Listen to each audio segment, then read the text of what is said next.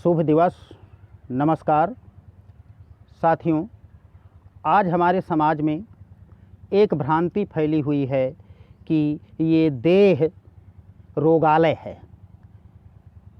रोगालय इसको हमने स्वयं बनाया है, क्योंकि इस देह के लिए, शरीर के लिए हमारे पास समय नहीं है।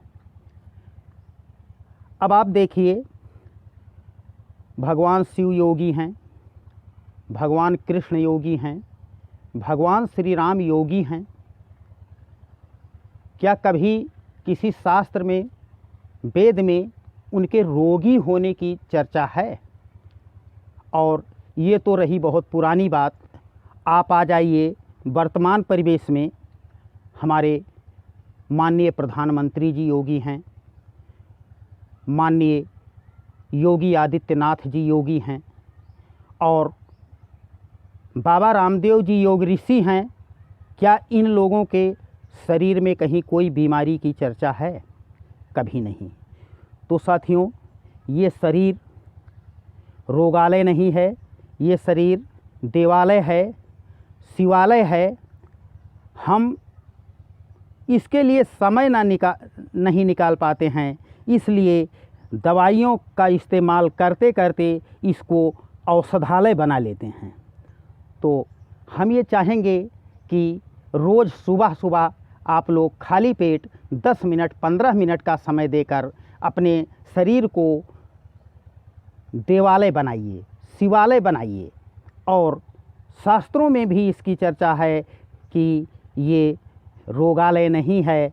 अष्ट चक्र नवद्वारा देवानाम पुर अयोध्या, ये देवताओं की नगरी अयोध्या है हमारी शरीर। बाबा रामदेव के अनुसार आज मैं बताने जा रहा हूँ कि एक व्यक्ति को प्रतिदिन कम से कम स्वस्थ रहने के लिए कितना योग कर लेना चाहिए, जिससे वो रोग से मुक्त रहे। तो आइए हम शुरुआत करते हैं योगाभ्यास की। साथियों, तो सबसे पहले हम क्या करेंगे, ये योग ऋषि बाबा रामदेव जी का मानना है कि इतने योगाभ्यास प्रतिदिन हर व्यक्ति को करना चाहिए। तो सबसे पहले हम सूक्ष्म व्यायाम करेंगे, और सूक्ष्म व्यायाम पैरों से शुरुआत करते हैं।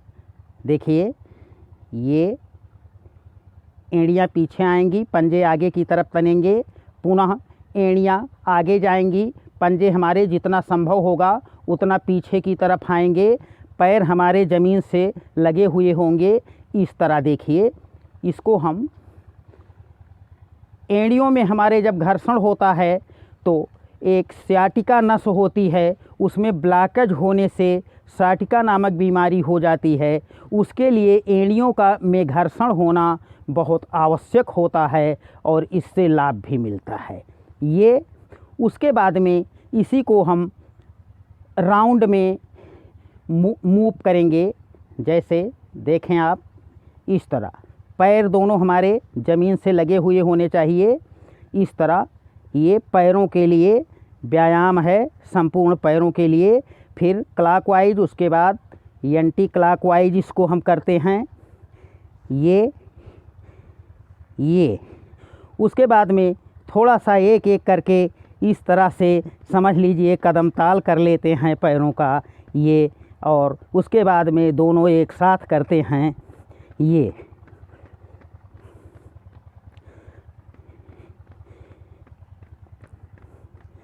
उसके बाद आप देखें, हम एक पैर को मोड़कर यहाँ ले आते हैं, जंघे पर रख लेते हैं इस तरह, और दूसरा पैर सीधा हमारा दंडासन में रहता है। उसके बाद में हम करते क्या हैं, दायां हाथ ऊपर लाते हैं और बायां इधर नीचे लगाकर सांस अंदर भरते हुए इस घुटने को चेस्ट से टच कराने का प्रयास करते हैं। आइए देखें।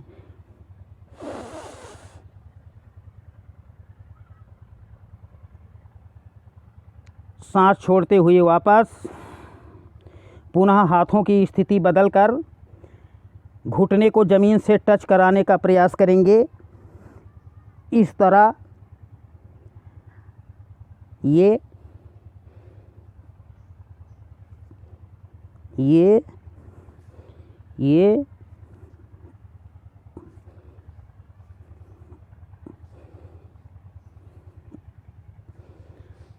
यही काम हमें दूसरे पैर से करना है। ऐसा करने से हमारे पद्मासन और सिद्धासन ये सब अपने आप सिद्ध हो जाते हैं और हमारे पैरों की फ्लेक्सिबिलिटी बढ़ जाती है।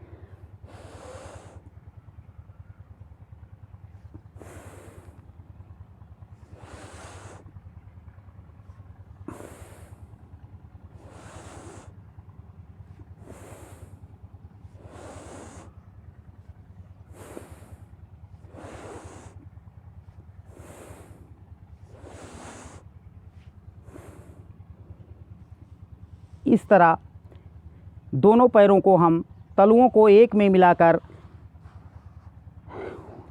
आगे की तरफ खींच लाते हैं और इस तरह पकड़कर हम थोड़ा सा बैठे बैठे बटरफ्लाई कर लेते हैं।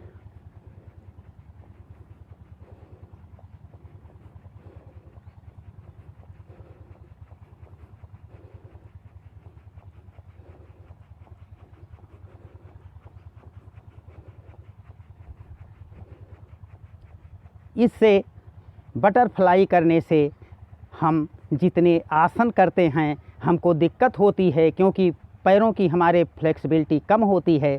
फ्लेक्सिबिलिटी अधिक होने से इस आसन से आसन अपने आप सिद्ध हो जाते हैं। तो ये साथियों रहा कमर से नीचे पैरों के लिए सूक्ष्म व्यायाम। और अब हम आपको बताने वाले हैं कमर से ऊपर के व्यायाम, सूक्ष्म व्यायाम। सबसे पहले हम शुरुआत करते हैं हाथों से। ऐसे देखें, मुट्ठियाँ बंधेंगी, ये अंगूठा अंदर की तरफ, ये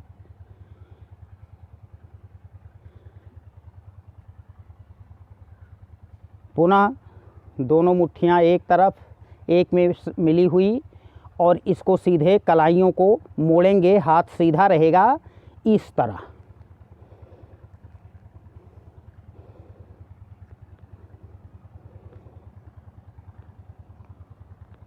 एंटी क्लॉकवाइज,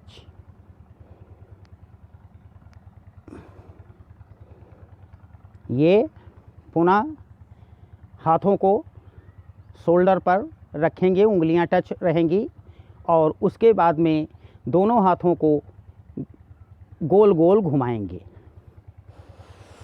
हाथ नीचे जाएं, हाथ देखें सांसों की गति क्या होगी।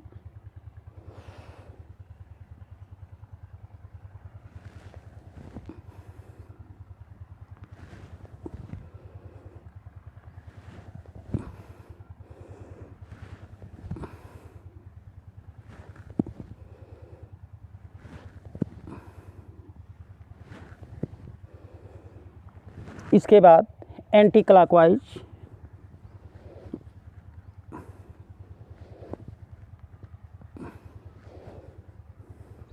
ये कंधों के लिए, कलाइयों के लिए, कोहनियों के लिए ये सूक्ष्म व्यायाम हुआ। और अब देखिए बच क्या रहा है। अब हम करने वाले हैं, हाथों को सीधे इस तरह रखेंगे और देखें, सबसे पहले सांस अंदर भरते हुए बाएं साइड में मोड़ेंगे सिर को और कान को शोल्डर से टच कराने का प्रयास करेंगे सांस अंदर भर के।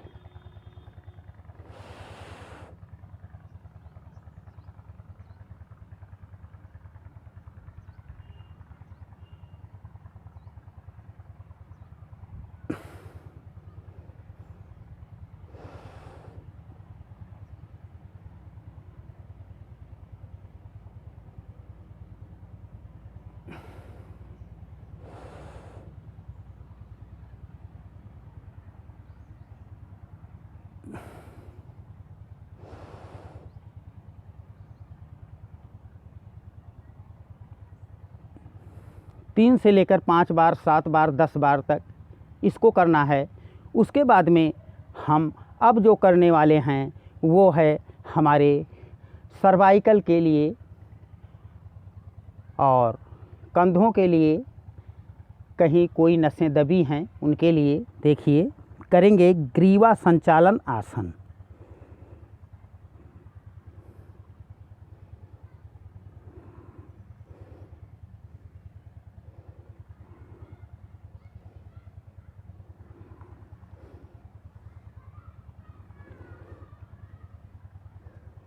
पुनः एंटी क्लॉकवाइज,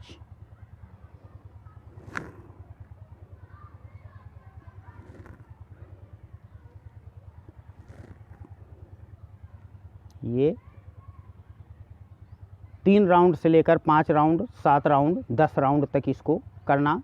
उसके बाद में हम सांस अंदर भरते हुए हथेलियों से सिर को धक्का देंगे और सिर से हथेलियों को धक्का देंगे और हथेलियों से सिर को विपरीत दिशा में।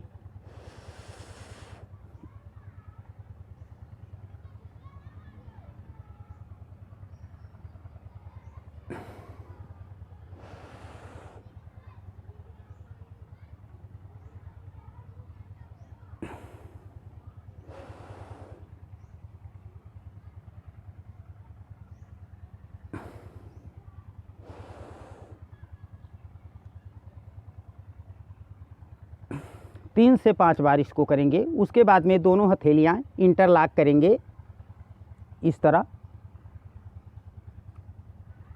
हथेलियों से सिर को धक्का देंगे, सिर से हथेलियों को धक्का देंगे। आइए देखते हैं, सांस अंदर भर के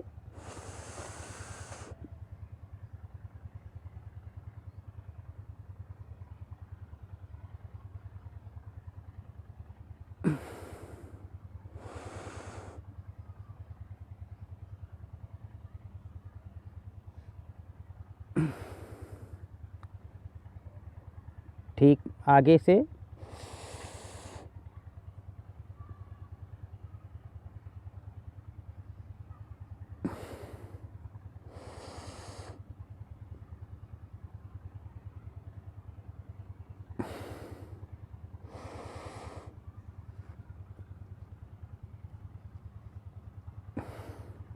तीन से 5 बार आगे से और 3 से 5 बार पीछे से इसको करेंगे। उसके बाद में हम करेंगे थोड़ा सा कंधों के लिए सूक्ष्म व्यायाम। आइए कंधों के लिए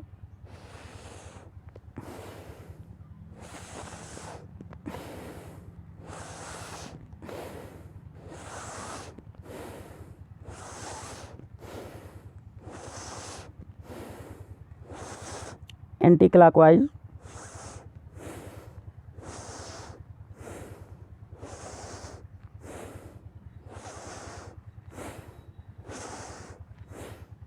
ये हमारा सूक्ष्म व्यायाम पूरे शरीर के लिए हो गया।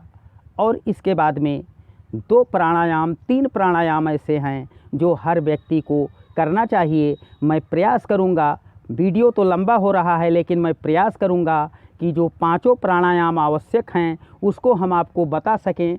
हम थोड़ा सा फास्ट आपको बताएंगे क्योंकि कई वीडियो इसके हम आपको ऑलरेडी दे चुके हैं। तो आइए सबसे पहले हम कर लेंगे प्राणायाम में हम आते हैं। सबसे पहले हम करेंगे भस्त्रिका। भस्त्रिका प्राणायाम हम 2.5 सेकंड में सांस को अंदर भरते हैं और 2.5 सेकंड में सांस बाहर निकालते हैं। इसी का नाम भस्त्रिका है। तो आइए देखें भस्त्रिका।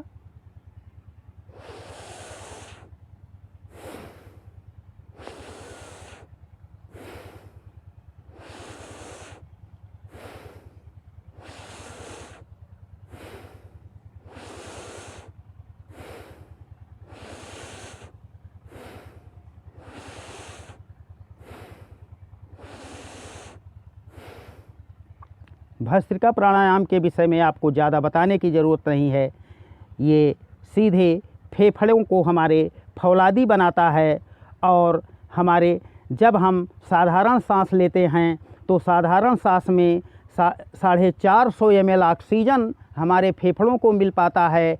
और जब हम डीप ब्रीदिंग करते हैं यानी कि गहरी सांस लेते हैं तो 4500 से लेकर 5000 ऑक्सीजन 5000 ml ऑक्सीजन हमारे फेफड़ों को मिलता है और वो ब्लड में ऑक्सीजन में ब्लड मिल जाता है तो ऑक्सी हीमोग्लोबिन बनकर वो हमारे शरीर के प्रत्येक कोशिकाओं को मिलता है।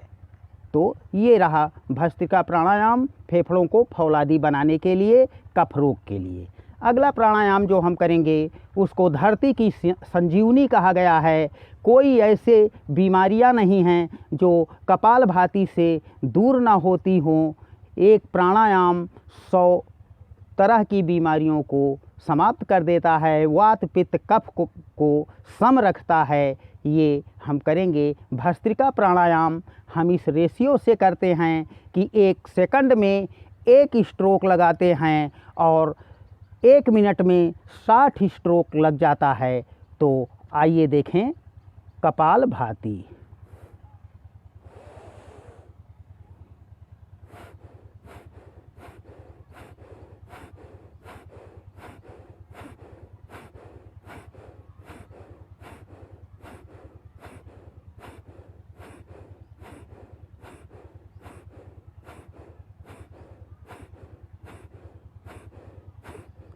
इस तरह स्वस्थ रहने के लिए कपालभाति 5 मिनट हर व्यक्ति को करना ज़रूरी होता है। उसके बाद में साथियों अगला प्राणायाम हम आपको बताने वाले हैं अनुलोम विलोम। अनुलोम विलोम से हमारे शरीर के अंदर 72,72,10,210 नाड़ियों का शोधन हो जाता है और ख़ास करके अनुलोम विलोम हमारी मानसिक परेशानियों के लिए सबसे अच्छा प्राणायाम है।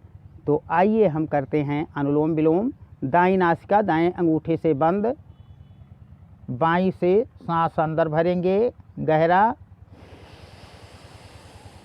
बाईं नासिका बंद करेंगे, दाईं से छोड़ेंगे,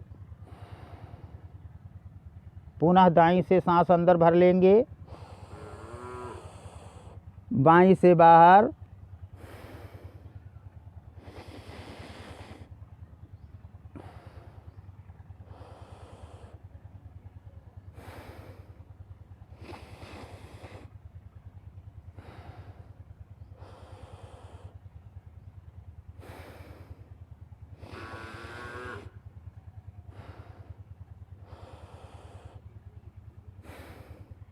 अनुलोम विलोम भी हम कम से कम 5 मिनट करते हैं और इसका भी टाइम वही होता है 2.5 सेकंड में सांस अंदर भरना और 2.5 सेकंड में सांस बाहर निकालना। इसके वो श्रद्धा के साथ, प्रसन्नता के साथ, भावपूर्णता के साथ, शिव संकल्प के साथ यह प्राणायाम करने से ज़्यादा फलित होता है।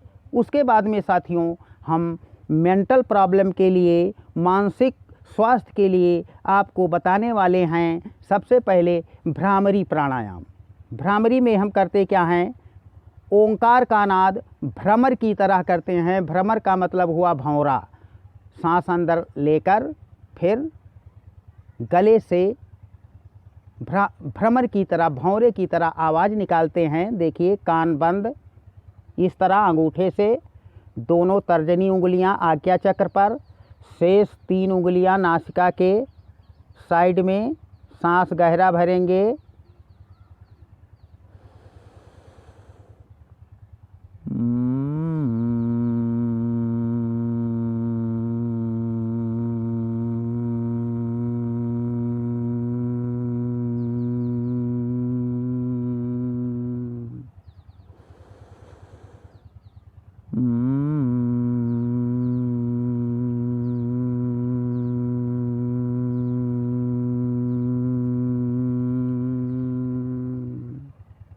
तीन से लेकर 5 बार ये भ्रामरी प्राणायाम 7 बार 11 बार करना है। उसके बाद में हम करेंगे अगला प्राणायाम उद्गीत, यानी कि गायत्री जप, ओंकार का ध्यान, प्राण के साथ प्रणव का ध्यान करेंगे। देखिए ओंकार शब्द अकार, उकार, मकार 3 अक्षरों से मिलकर बनता है। ये हमारे अतीत, वर्तमान और भविष्य को दर्शाता है। ओंकार शास्त्रों का, वेदों का सार है, ये बीज मंत्र है। तो आइए हम प्राणों के साथ प्रणों की आराधना करते हैं।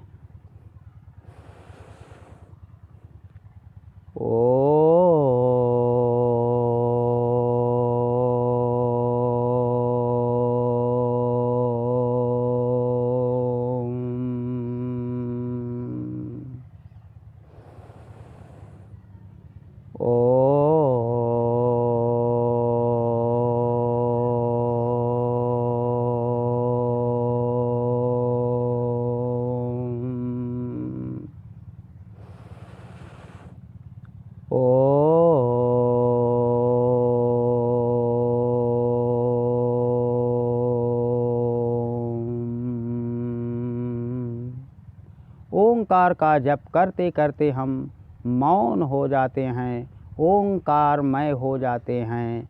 ये पिंड, ब्रह्मांड और ब्रह्म सब ओंकारमय है। उसके बाद में दोनों हथेलियाँ आपस में रगड़ते हैं, हथेलियों को गर्म करते हैं। विज्ञान की भाषा में इसको गतिज ऊर्जा कहते हैं। तो इसमें एक ऊर्जा पैदा होती है और उस ऊर्जा को हम अपने चेहरे पर लगाते हैं। इससे चेहरा चमकदार होता है, खिल जाता है हमारा चेहरा बार बार ऐसा करने से। इस तरह